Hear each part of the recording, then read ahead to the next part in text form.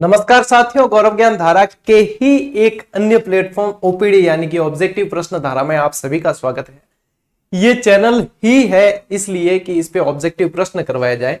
हालांकि ये समय ऐसा है कि थोड़ा सा समय कम एडजस्ट हो पाता है कि इस पर नियमित क्लास दे सकें, लेकिन फिर भी जैसे ही मेरे पास समय होता है मैं कोशिश करता हूं कि इस पे भी आप लोगों को क्लास दी जा सके। तो आज की ये जो क्लास है वो टॉप 50 वाला अपना सेशन है और ये चौथा सेशन है लगभग। और जितनी भी क्लासेस इस चैनल पे आई है उसमें मोस्ट इंपॉर्टेंट प्रश्न आप लोगों को करवाए गए हैं। तो इस पे दो तरह की ऑब्जेक्टिव चलती है अपनी, एक तो टॉप 20 जिसमें व्याख्यात्मक हल करता हूं मैं हर प्रश्न का, और एक चलता है टॉप 50। टॉप 50 में रैपिड फायर दौर होता है जिसमें प्रश्न का आप लोगों को उत्तर बता के और आकलन करना होता है अपनी स्थिति का कि क्या है, और वो 50 शानदार प्रश्न भी आप लोगों के पास में बहुत अच्छी तरीके से पहुंच जाते हैं। तो इसमें चलती है अपने फास्ट रैपिड फायर राउंड चलता है। तो जैसे ही प्रश्न आता है फटाफट उत्तर दीजिए। अपन कोशिश करेंगे कि 30, 35, 40 मिनट के अंदर ये 50 प्रश्न अपन देख लें और इनके हल आप लोगों तक पहुंचे और आप लोग अपना स्कोर देख के अपनी तैयारी को और मजबूती दे सके, आप लोग समझ पाए कि कहां पे आप लोगों को मेहनत करने की जरूरत है। ठीक है, चलो जो भी एग्जाम है सभी के लिए महत्वपूर्ण है। राजस्थान जीके का ये पूरा सेशन रहेगा। पहला प्रश्न आप लोगों के सामने ये रहा, देखो फटाफट उत्तर देना है। और मैंने सारी की सारी चीजें पढ़ा रखी है, तो कहीं ना कहीं आप लोगों को यदि नियमित पढ़ रहे हो तो आप लोगों को निश्चित रूप से फायदा मिल ही रहा है। ठीक है, पहला प्रश्न क्या है, कौन सा सुमेलित नहीं है, असुमेलित बताना है। ठीक है, टायर ट्यूब कारखाना Kankroli, polymer Shahpura, hi tech glass factory Dholpur, सफेद सीमेंट निम्बाहेड़ा। बताइए, पहला ही प्रश्न थोड़ा सा दिमाग पे जोर डालने वाला है। देखो टायर ट्यूब कारखाना कांकरोली में ही है। ठीक है, और इसको मैंने पढ़ाया था तो मैंने ऐसे याद करवाया था, काक टाट। ठीक है, तो यहाँ पे क्या है, टायर ट्यूब और कांकरोली, तो इस तरीके से याद हो जाता है। हाईटेक ग्लास फैक्ट्री धौलपुर में ही है, प्रिसीजन हाईटेक ग्लास फैक्ट्री समेत सफेद ये जो पॉलीमर है ना, ये शाहपुरा आप लोग ध्यान रखना, ये जयपुर ग्रामीण वाला है, जयपुर ग्रामीण वाला है। अगर भीलवाड़ा वाला सोचते हो तो फिर ये असुमेलित हो जाएगा, जबकि असुमेलित क्या है, ये है, क्योंकि सफेद सीमेंट का कारखाना जो प्रसिद्ध है वो कहाँ का है, गोटन नागौर। ठीक है, यहाँ का प्रसिद्ध है। तो निम्बाहेड़ा चित्तौड़ जो है साधारण जो सीमेंट है उसके लिए, और ये यहाँ से सुमेलित नहीं है, तो इसको ध्यान में रखना है, पहला ही प्रश्न। ठीक है, थोड़ा सा दिमाग लगाने की जरूरत थी।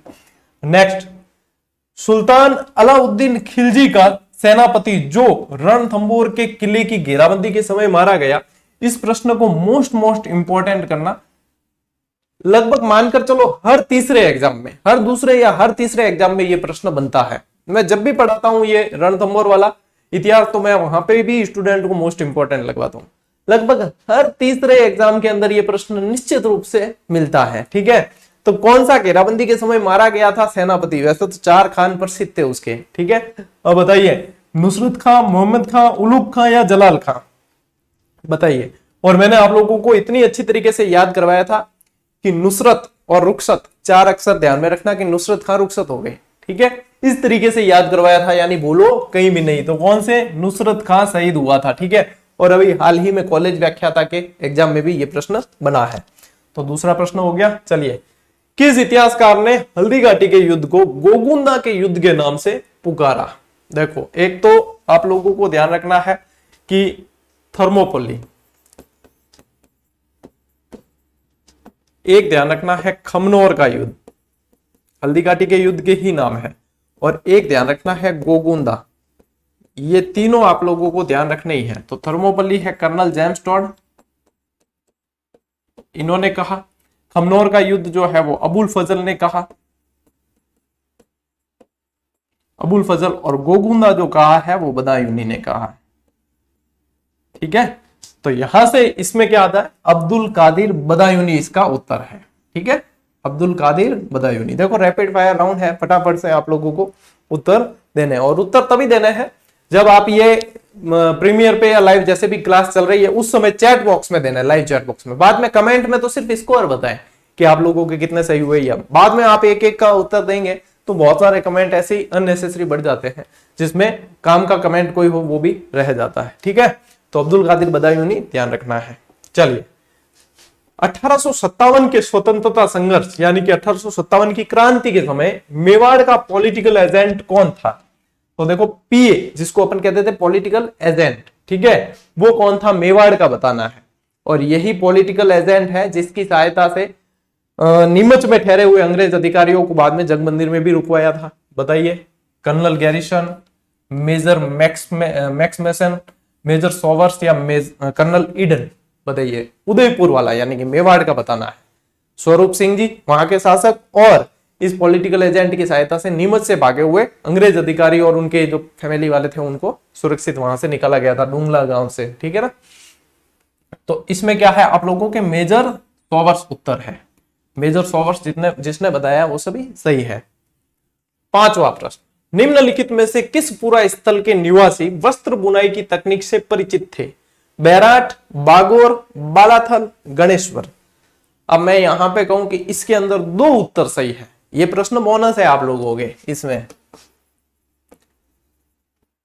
इसमें दो उत्तर निकलते हैं जहां पे वस्त्र बुनाई या सूती वस्त्र के अवशेष मिले हैं, ठीक है, बुने हुए वस्त्र या सूती वस्त्र के अवशेष मिले हैं, राजस्थान की सभ्यताओं से संबंधित है। बताओ, देखें, बैराट, बागोर, बालातल और गणेश्वर। तो गणेश्वर तो नहीं है बिल्कुल, ठीक है, बागोर भी नहीं है। अब जो पीछे बचे वही है, बैराट भी है और बालातल भी है। दोनों से जो है सूती वस्त्र के अवशेष मिले हैं, बैराट और बालाथल दोनों से, ध्यान रखना, ठीक है ना, इसलिए कहा बोनस प्रश्न है ये।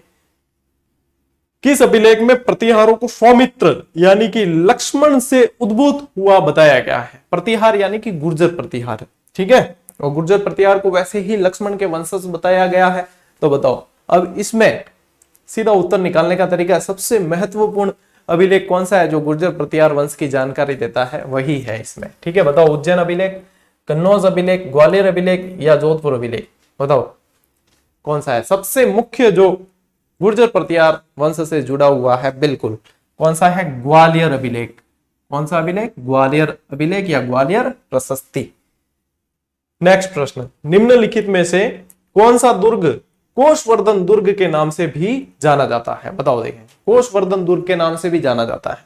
तवनगढ़, सिवाना, अलवर का बाला किला या शेरगढ़ दुर्ग? बताओ कौन सा दुर्ग है जिसे कोषवर्धन किला या कोषवर्धन दुर्ग के नाम से भी जाना जाता है? अब ये आप लोगों के मतलब जितना फास्ट आप लोग उत्तर आप लोगों के दिमाग में आता है उतनी आप लोगों की अच्छी तैयारी चल रही है, ठीक है। ये कौन सा है? शेरगढ़ दुर्ग है। कौन सा है? शेरगढ़ दुर्ग, ठीक है। चलिए नेक्स्ट, राजस्थान में वागड़ नामक उबड़ खाबड़ सतह एवं विच्छेदित स्थलाकृति किस नदी कार्य के द्वारा निर्मित है? देखो, बहुत समझने लायक प्रश्न है। क्या पूछा है? वागड़, यहां पे फोकस करना है, ठीक है, वागड़। अब वागड़ वाला क्षेत्र कौन सा होता है बताइए? डूंगरपुर,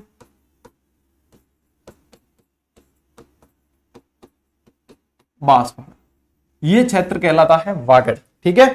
अब यदि बात करें अपन कि उबड़ खाबड़ भूमि की बात आए या ऐसी बात आ जाए उत्खात भूमि या ऐसी, तो सीधा दिमाग में क्लिक करता है चंबल नदी। लेकिन यहां पे क्या आया है? प्रश्न थोड़ा सा घुमाया गया है, वागड़ आ गया। वागड़ आने से इसका उत्तर क्या हो जाता है? माही नदी, ठीक है। सिर्फ वागड़ क्षेत्र आने से माही नदी है। यदि वागड़ क्षेत्र नहीं आया होता तब आप लोगों के सीधा सट उत्तर होता चंबल, क्योंकि उबड़ खाबड़ विच्छेदित जो भूमि का निर्माण करती नदी है वो चंबल नदी करती है, ठीक है। जो बीहड़ के जंगल बनाती है ना वो नदी चंबल है। यहाँ पे वागड़ आ जाने से इसका उत्तर क्या होगा? माही होगा, ठीक है। चलिए नेक्स्ट, निम्नलिखित में से कौन सी नदियों का उद्गम मध्य प्रदेश में है? अब अपने वैसे देखा जाए तो जीजीडी पे अभी नदियों की क्लास ही चल रही है और बनास नदी तक मैं पढ़ा चुका हूं आप लोगों को। एक नदी बाकी रही है चंबल, ठीक है, चंबल और उसकी सहायक नदियां बाकी रही। बाकी सारे के सारे बढ़िया मैप से और आप लोगों को ट्रिक से कंसेप्ट सब कुछ मैंने करवा दिए हैं, ठीक है। अब आप लोगों की देरी है, यदि आप लोगों ने नहीं देखी, कौन सी नदियों का उद्गम मध्य प्रदेश में है ये बताना है। तो देखो, मैंने बेड़च पढ़ा दी बनास की सहायक में, तो बेड़च कहां से निकलती है? उदय सागर झील से निकलती है। आयट नदी आकर उदय सागर में गिरती है। गोगुंदा की पहाड़ियों से निकली आयट नदी उदय सागर में गिरी। उदय सागर से जब आगे बढ़ी तो उसे बेड़च कहा गया। तो ये तो कहां है? राजस्थान में ही है, तो ये निकल गया बाहर। और इसमें देखो बाणगंगा, बाणगंगा भी देखोगे तो कोटपुतली वहरोड में वहां से निकलती है, तो वो भी राजस्थान से ही उद्गमित होने वाली नदी है, तो ये भी निकल गई। अब उत्तर बचे काली सिंध और पार्वती, दोनों का उद्गम एमपी से होता है, ठीक है। तो यहां से अ और स जिसमें है ये अ और स, ये उत्तर आप लोगों के सही है। ठीक है, नेक्स्ट, गलत युग्म चुनिए, यानी कि बाकी के 3 सही है। अन्नपूर्णा मंदिर डूंगरपुर, त्रिपुरा सुंदरी मंदिर बांसवाड़ा, सालिम सिंह जी की हवेली जैसलमेर और जसवंतथड़ा जोधपुर, जिसमें से जसवंतथड़ा जो है वो राजस्थान का ताजमहल भी कहलाता है। बताइए, तो जसवंतथड़ा जोधपुर में ही है, मेहरानगढ़ की तलेठी में स्थित है। सालिम सिंह जी की हवेली जैसलमेर में ही है। ठीक है, त्रिपुरा सुंदरी मंदिर ये भी कहां है, त्रिपुरा सुंदरी मंदिर कहां है, बांसवाड़ा के अंदर ही है। तो गलत कौन सा हुआ, अन्नपूर्णा मंदिर, क्योंकि ये अन्नपूर्णा मंदिर फिर आप लोगों को जयपुर जाना पड़ेगा। ठीक है, ये गलत है आप लोगों के, क्योंकि गलत युग में चुनना है। 10 प्रश्न हो गए। ठीक है, समय कितना लिया, 10 मिनट में 10 प्रश्न, लगभग इतना समय लग जाता है। चलो नेक्स्ट बताओ, खैरी तथा लोही किसकी नस्लें हैं, बताओ।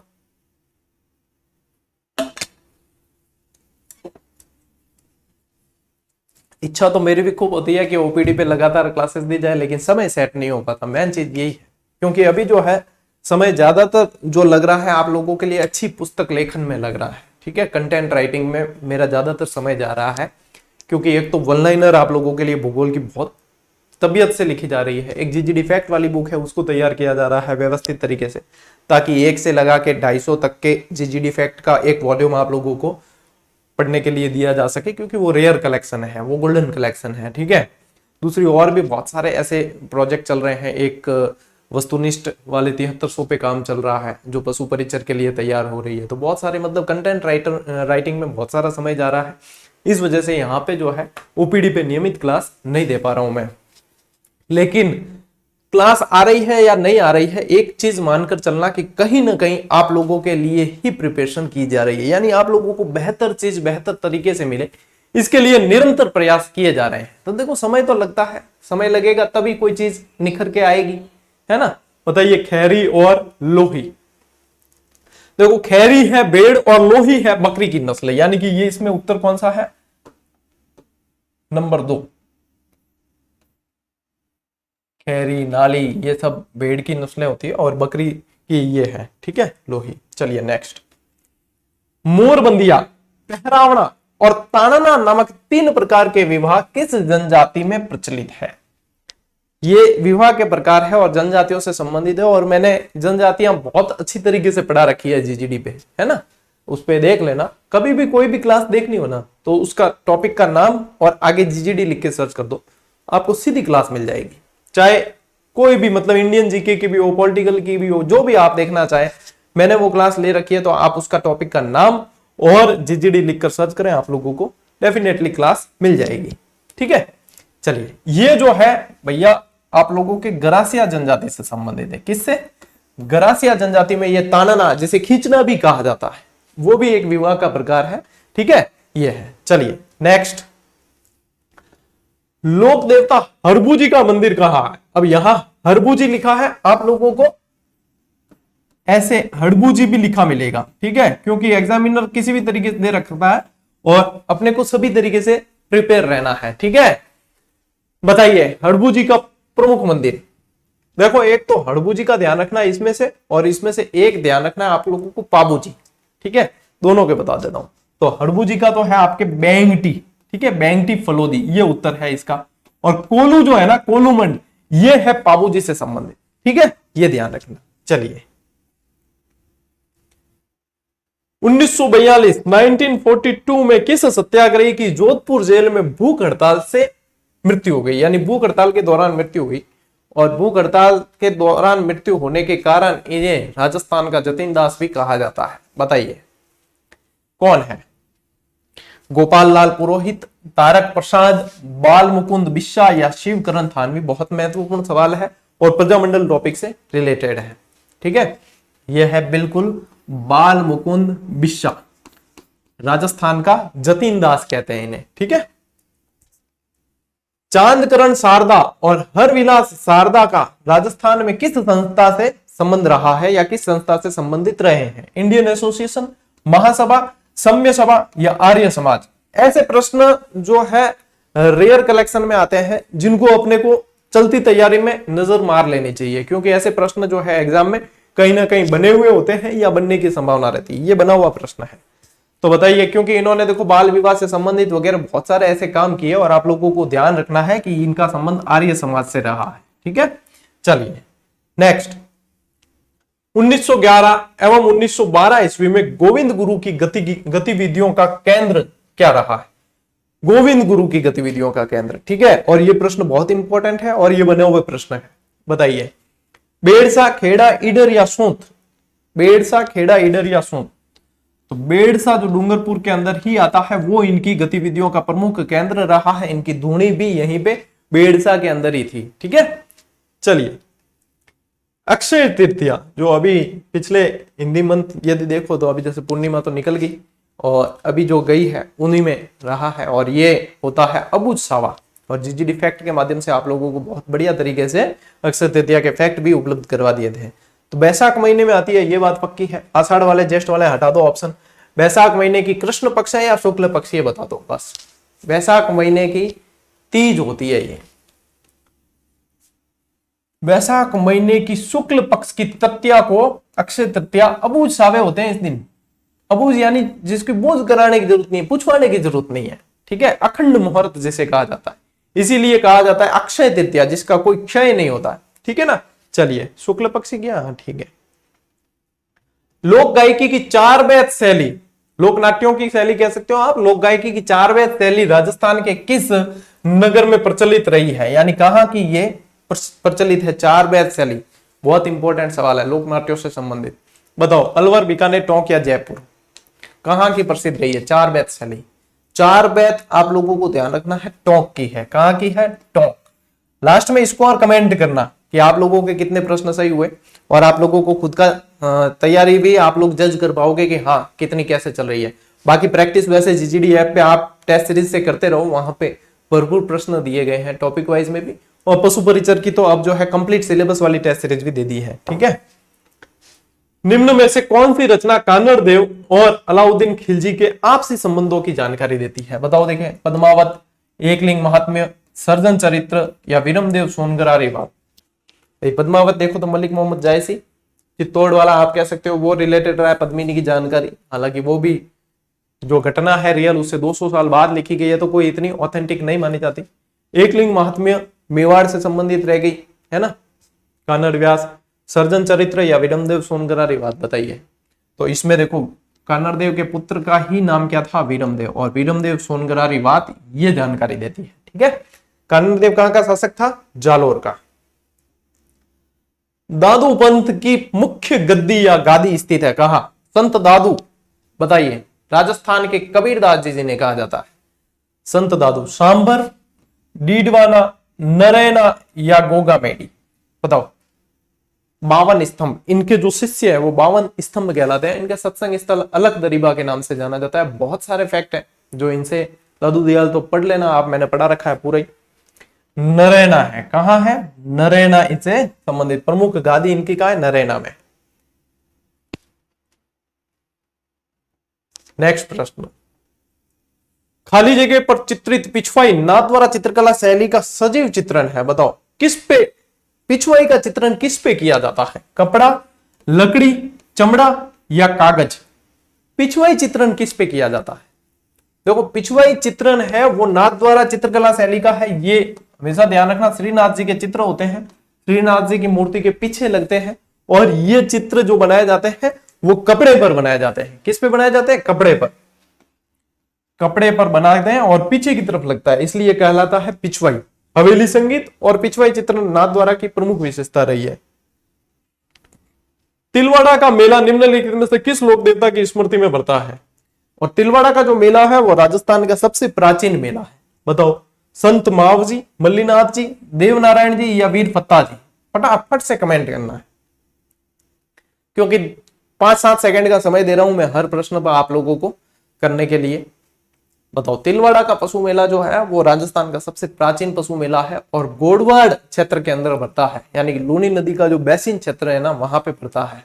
और नवीनतम जो जिला गठित हुआ है बालोतरा, वहां पड़ता है। ठीक है, और इसका उत्तर क्या है? मल्लीनाथ जी। इसे मल्लीनाथ जी का मेला भी कहा जाता है। मालानी क्षेत्र है ये, घोड़ों के लिए बहुत प्रसिद्ध है। बताओ, बीकानेर के निकट समराथल को किसने अपना कर्म स्थल बनाया? बहुत इंपॉर्टेंट और मतलब अच्छा सवाल है जो अक्सर पूछा जाता है, और संत संप्रदाय सारे ही पढ़ाए आप लोगों को, तो उत्तर तो निकल के आने चाहिए भाई। गोगा जी, पाबू जी, धन्ना जी या जाम्बो जी? तो इन उत्तर है भाई जाम्बो जी महाराज। क्या उत्तर है? जाम्बो जी, यानी कि विष्णुई संप्रदाय से संबंधित है, जाम्बो जी उसका उत्तर है। ठीक है। निम्नलिखित में से कौन सा मंदिर मंदिर स्थापत्य कला की मारू गुर्जर शैली का है? समाधीश्वर मंदिर चित्तौड़गढ़ दुर्ग में, किराड़ू का सोमेश्वर मंदिर, औवा का कामेश्वर मंदिर, नागदा के सास बहु मंदिर उदयपुर के पास में। नागदा वही है भाई, कुहिल वंश की राजधानी रही है। बताओ कौन सा मंदिर जो है, क्या पूछा गया है, मारू गुर्जर शैली का है इसमें से? बहुत अच्छा सवाल है, और सारे ही शैली वगैरह सब मैंने करवा रखी है। इसका उत्तर है आप लोगों के समाधीश्वर मंदिर चित्तौड़गढ़ वाला, ठीक है, जिसे समृद्धेश्वर मंदिर के नाम से भी जाना जाता है। 25वां सवाल, यानी कि क्लास आधे जो है रास्ते पे आ चुकी है, आध तो आगो। कलाकार निहाल चंद चित्रकला के किस स्कूल से संबंधित है? किशनगढ़ स्कूल, ढूंढाड़ स्कूल, मेवाड़ या हड़ौती? निहाल चंद ये वही उसी स्कूल से संबंधित है जिस स्कूल से बनी ठनी का संबंध रहा है। ठीक है, ये वही बनी ठनी जिसे राजस्थान की मोनालिसा के नाम से जाना जाता है। बताओ देखें,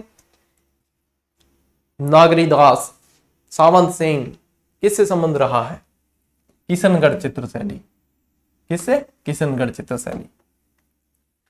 राजस्थान में त्योहार की शुरुआत श्रावणी तीज से होती है, तो अंत कहां से होता है?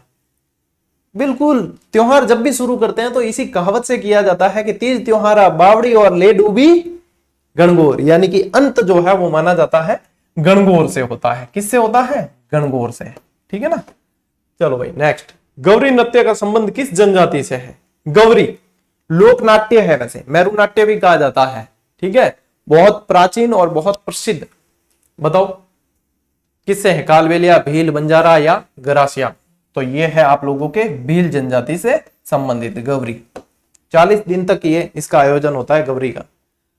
अहीरवाटी बोली राजस्थान के किस क्षेत्र में बोली जाती है? मारवाड़, मेवाड़, ढूंढाड़ या मेवात? तो उस क्षेत्र को ही अहीरवाट के नाम से जाना जाता है। बहुत अच्छे से मैंने आप लोगों को उपनाम वाली क्लास में भी बताया है, बोली वाली क्लास में भी बताया है। ठीक है, अहीर जाति की बाहुल्यता के कारण यह क्षेत्र अहीरवाट कहलाता है। तो यह आप लोगों के कौन सा है? मेवात है। कौन सा? मेवात। राजस्थान में अलसी उत्पादक जिले कौन से हैं? अलसी उत्पादक जिले देखोगे तो आप काली मिट्टी वाले जिले हैं। अब बताओ कौन से हैं? हिंट दे दी मैंने। अजमेर, पाली, नागौर, सिरोही, चित्तौड़गढ़, प्रतापगढ़, डूंगरपुर, भीलवाड़ा, टोंक, सवाई माधोपुर या बाराबूंदी, कोटा, झालावाड़, बाबू जाको? तो उत्तर थारो वही है। क्यों? बाबू जाको। काली मिट्टी वाला बता दिया तो उत्तर निकल के आना चाहिए। राजस्थान का निम्नलिखित में से कौन सा जिला राज्य का प्लास्टिक केंद्र हब माना जाता है? मना की जगह माना करना, माना जाता है। ठीक है, बताओ दौसा, भरतपुर, अलवर या जयपुर? कौन सा जिला प्लास्टिक केंद्र हब माना जाता है? और यह भी प्रश्न बना है, मतलब ये मानकर चलो आपकी ओपीडी पे आने वाले सारे प्रश्न पीवाईक्यूज पे आधारित रहते हैं, प्रीवियस ईयर क्वेश्चन जो बने हैं और आगे बनते रहते हैं। पीवाईक्यूज देखने बहुत जरूरी है, बनते रहते हैं ये प्रश्न। बताओ देखें, इसका उत्तर है आप लोगों के भैया राजधानी जयपुर। ठीक है, कयो है? जयपुर। कोलवी कंदरा या कोलवी की गुफाएं भी कह सकते हो आप, इन्हें राजस्थान का अजंता एलोरा भी कहा जाता है। कोलवी की गुफाओं को बौद्ध कंदराएं और चांदखेड़ी जैन धार्मिक स्थल जो है वो किस जिले में है? बताइए। बारां, सवाई माधोपुर, बूंदी या झालावाड़? कोलवी की गुफाएं राजस्थान की अजंता एलोरा कहलाती है। अजंता एलोरा ये कहां है? कोलवी की गुफाएं आप लोगों के झालावाड़ में। नरेंद्र मंडल का प्रथम चांसलर कौन था? राव उम्मेद सिंह, महाराजा गंगा सिंह, महाराजा फतेह सिंह, महाराजा सुमेर सिंह? जब भी कोई प्रश्न सामने आता है तो मुझे ये पक्का पता है कि मैंने इसे पढ़ा रखा है, और अपने जीजीडी पे सारी क्लासेस आप लोगों को मिलती है और बेहतर कंटेंट के साथ में। और राजस्थान का शायद एकमात्र प्लेटफॉर्म अपना है आप लोगों के प्रेम की बदौलत कि जहां से एक भी क्लास सेल नहीं की गई है, यानी बिकी नहीं है और बिकेगी भी नहीं, क्योंकि इसे खरीदना संभव ही नहीं है। ठीक है, जीजीडी की क्लासेस को खरीदना संभव नहीं है, इसलिए ऐसे ही आप लोगों को मिलती है। चलिए बताइए। इसका उत्तर है भैया बीकानेर महाराज गंगा सिंह। बीकानेर महाराज गंगा सिंह। बीकानेर का जो वंश पढ़ाया मैंने उसमें ये पढ़ा रखा है आप लोगों को। अब आइए भैया सूची मिलान वाला प्रश्न। सूची 1 और सूची 2 सुमेलित कीजिए नीचे दिए गए कूट से सही। ठीक है, चलिए। एक जगह दे रखा है पशुधन, एक जगह दे रखा है नस्ल, कि कौन सी पशु की कौन सी नस्ल है। ठीक है, तो अब देखो भेड़ की नस्ल देखी जाए तो भेड़ की है वैसे नाली। ठीक है, गौवंश की नस्ल देखी जाए तो सांचोरी गौवंश है। भैंस की नस्ल देखी जाए तो सूरती भैंस आती है, और बकरी की नस्ल है आपके बर्बरी। तो ये आ गया। देखो अ का क्या आ रहा है, अ का उत्तर आ रहा है 2। अब अ का 2 ये यहां पे है, चलिए यहां भी है। ब का क्या आ रहा है, गौवंश का 4, तो ये 4। स का आ रहा है 1, स का 1, यानी कि ये वाला उत्तर होगा। ठीक है, ये उत्तर निकल के आया। कूट मिलान इसी तरीके से मिलान किए जाते हैं। ठीक है, चलिए नेक्स्ट। और पशुधन में से नस्लों वाले प्रश्न ही बनते हैं जीके में, तो ये मानकर चले आप। निम्न में से किस सभ्यता को भारत में सभी ताम्रयुगीन सभ्यताओं की जननी माना जाता है? और यह भी बहुत इंपॉर्टेंट है और एग्जामिनर का फेवरेट प्रश्न रहा है। बताइए ताम्रयुगीन सभ्यताओं की जननी के नाम से। एक तो है ताम्रवती नगरी, वो है आहड़, और एक है ताम्रयुगीन सभ्यताओं की जननी, वो है आप लोगों के गणेश्वर नीम का थाना में। कौन सी है? गणेश्वर। कहां है? अब नीम का थाना जिले के अंदर ही आ गई, पहले सीकर में पड़ती थी नीम का थाना। नेक्स्ट, गिलूंड और भगवानपुरा किस सभ्यता से संबंधित रहे हैं? ये दोनों भी सभ्यता स्थल है, लेकिन ये जो है एक बड़ी सभ्यता स्थल से संबंधित रहे, उसमें बताना है आप लोगों को। आहड़, कालीबंगा, गणेश्वर या बैराट, कौन सी सभ्यता से संबंधित रहे? बताओ। गर्मी बहुत पड़ रही है आजकल, थोड़ा सा ध्यान रखें। पानी पीते रहें, भरी दोपहर में बाहर नहीं निकले तो भी भूखे पेट नहीं निकले, पूरी तरीके से बांध कर गीला रुमाल करके, या ऐसे बहुत जरूरी हो तब निकले। बाकी ये आप लोगों के लिए पढ़ाई के लिए अच्छा टाइम है कि आप लोगों को अब क्या घर में रहना होता है या जहां भी अंदर रहना होता है, और दिन भी बड़े हैं, तो पढ़ाई बहुत अच्छी तरीके से की जा सकती है, लेकिन थोड़ा सा स्वास्थ्य का ध्यान रखते हुए, क्योंकि 9 तपा चल रहा है। 9 तपा कहते हैं ना, 9 तपा वो दिन होते हैं 9, जिसमें बहुत जबरदस्त जो है सूर्य भगवान अपना कोप दिखाते हैं पूरी तरीके से। इसका उत्तर है आप लोगों के आहड़। ठीक है, चलिए नेक्स्ट। पुरातत्वविद नील रत्न बैनर्जी और कैलाशनाथ दीक्षित निम्नलिखित में से किस पुरा स्थल के उत्खनन से संबंधित रहे हैं? कालीबंगा, बैराट, आहड़ या गणेश्वर? NR बनर्जी और KN दीक्षित किस पुरा स्थल से के उत्खनन से संबंधित रहे हैं? बताओ।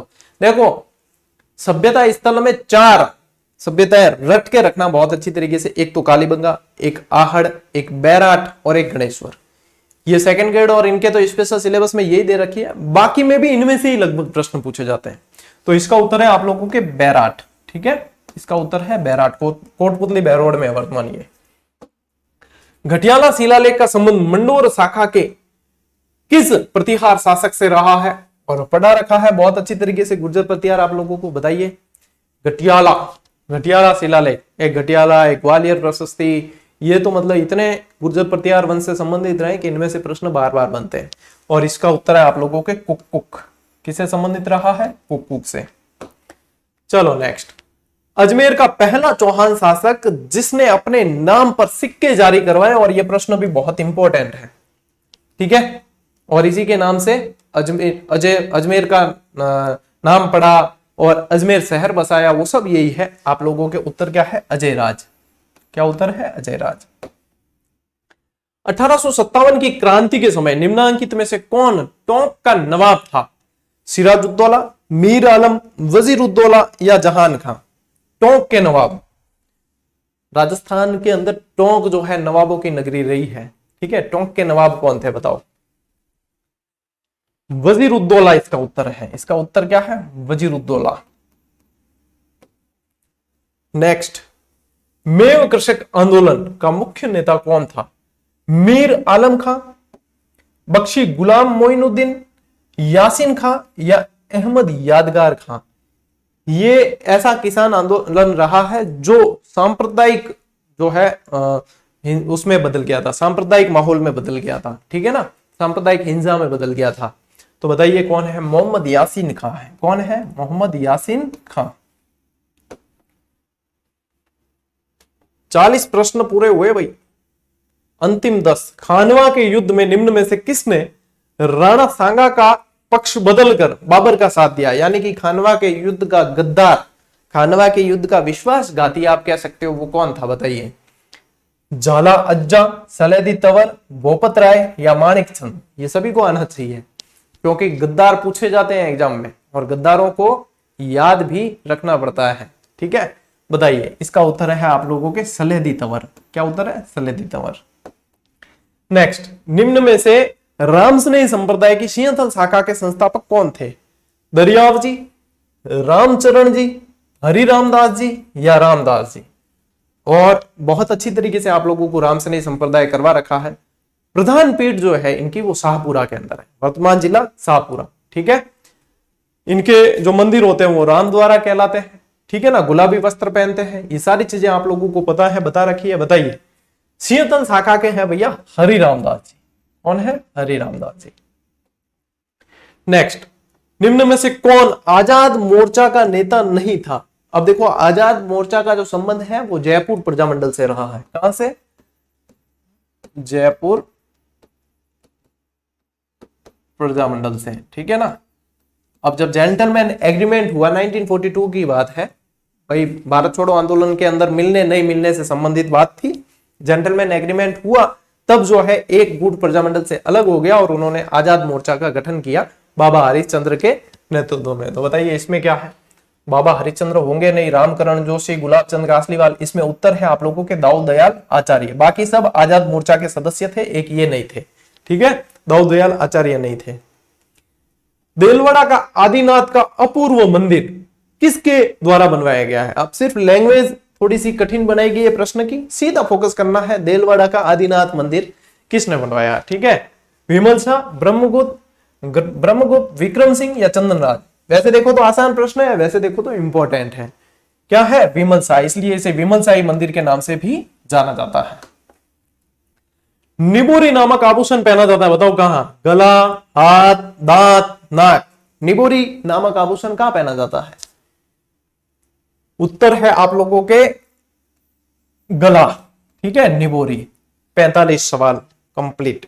नेक्स्ट, निम्नलिखित में से किसने ईश्वरी विलास महाकाव्य लिखा था?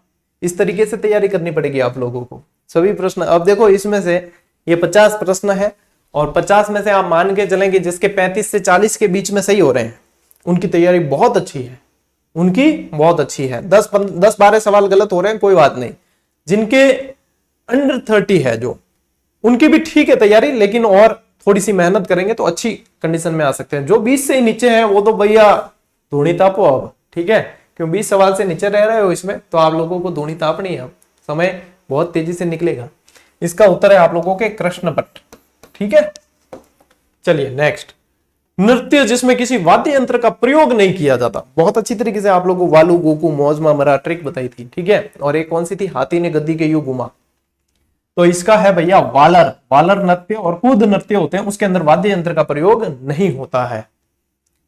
नेक्स्ट, गुर्जर प्रतिहार शासक मंथन देव कहां के शासक थे? ये थोड़ा सा ऐसे लगता है जैसे आउट ऑफ सिलेबस है। हाँ है वैसे, क्योंकि राजौरगढ़ इसका उत्तर है और राजौरगढ़ के गुर्जर प्रतिहार आप लोगों के सिलेबस में है नहीं। तो इसका उत्तर क्या है? राजौरगढ़। निम्नांकित में से राणा सांगा के समय मालवा का शासक कौन था? राणा सांगा के समय मालवा का शासक कौन था ये बताना है। बताओ भाई, महमूद खिलजी प्रथम, महमूद खिलजी द्वितीय, मेदिनी राय या मुजफ्फर? राणा सांगा के समय मालवा का शासक कौन था?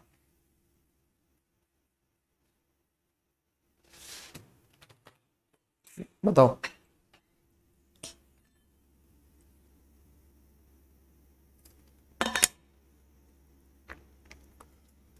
लास्ट 2 सवाल रहे हैं बस।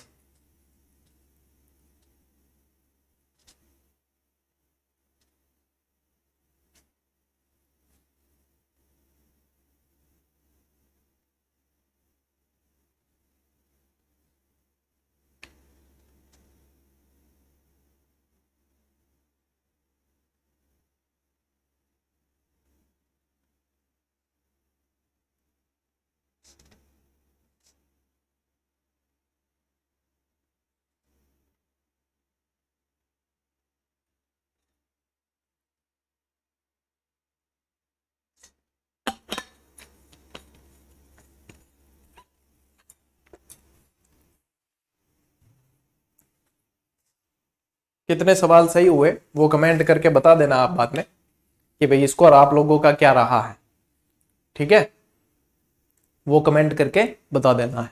इसका उत्तर क्या है आप लोगों के, महमूद खिलजी प्रथम, ठीक है। चलिए नेक्स्ट, हल्दी घाटी के युद्ध को गोगुंदा का युद्ध किसने कहा? अबुल फजल, कर्नल जेम्स। अच्छा ये प्रश्न रिपीट है, 50वां प्रश्न, इसको पहले भी देखा अपन ने, अब्दुल कादिर बदायूनी। तो देखो 2-3 प्रश्न का तो बोनस मिल गया आप लोगों को इन 50 प्रश्नों में, और बाकी बता देना है। यदि 35+ स्कोर है तो आप लोगों की तैयारी अच्छी चल रही है, ठीक है, बता देना। और इसके अलावा आप साथ साथ जो है तैयारी करते रहे, प्रैक्टिस करते रहे।